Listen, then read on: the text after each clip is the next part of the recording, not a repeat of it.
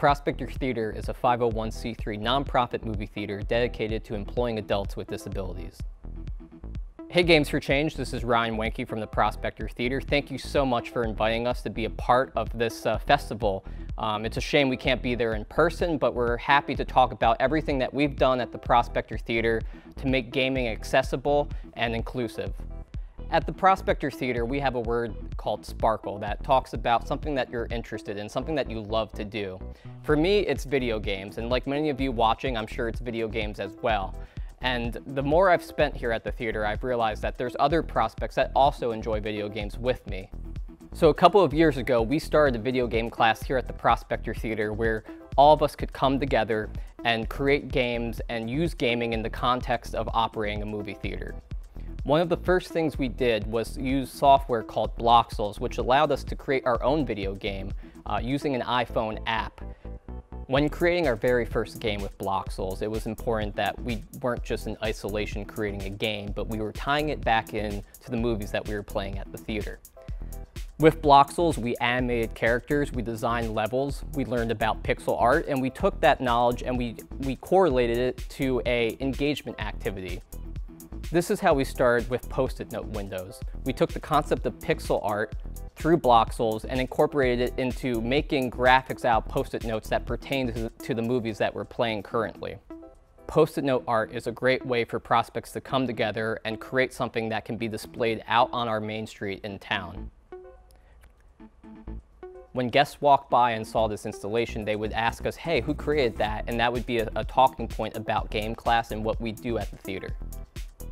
But it wasn't enough just to learn how to create games and to use this software. We wanted to be able to show customers and engage with guests on how we use gaming at the Prospector Theater. One of the new technologies that everybody's using is virtual reality. With virtual reality, you're able to put on a headset and be transformed into a world that you wouldn't be able to experience. This is a great way to include people that might not be able to experience an activity that you might enjoy. Virtual reality provides accessibility for everybody.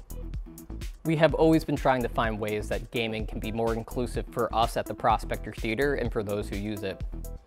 When Microsoft announced in December of 2018 that they were making a Microsoft accessible controller, we were thrilled and we bought everything that had to do with it. We bought all the accessories, all the add-ons, and we started testing it.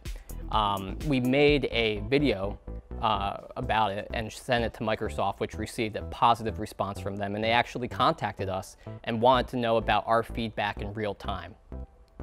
They were so thrilled with the video that we made that they invited us to their flagship store in New York City to get a tour of their space.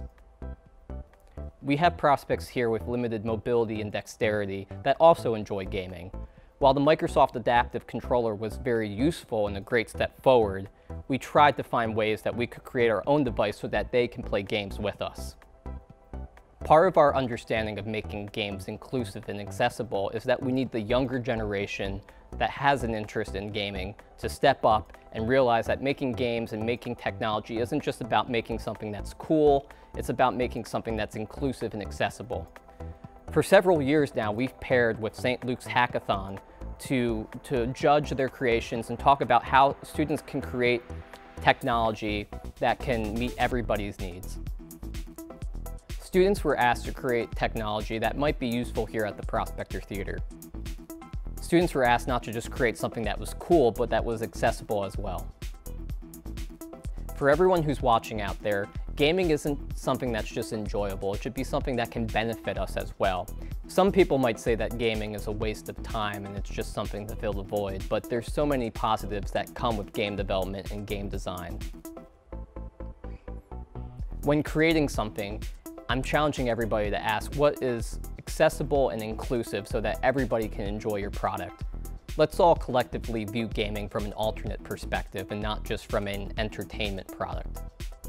My hope would be that anyone that's participating in Games for Change, whether it's as a developer or as an attendee, understands that gaming is so much more than just playing something that's fun. And we want to create a world where a game or a technology product can be enjoyed by every single person. And that's going to make your product more popular, and it's going to make an inclusive environment for everybody.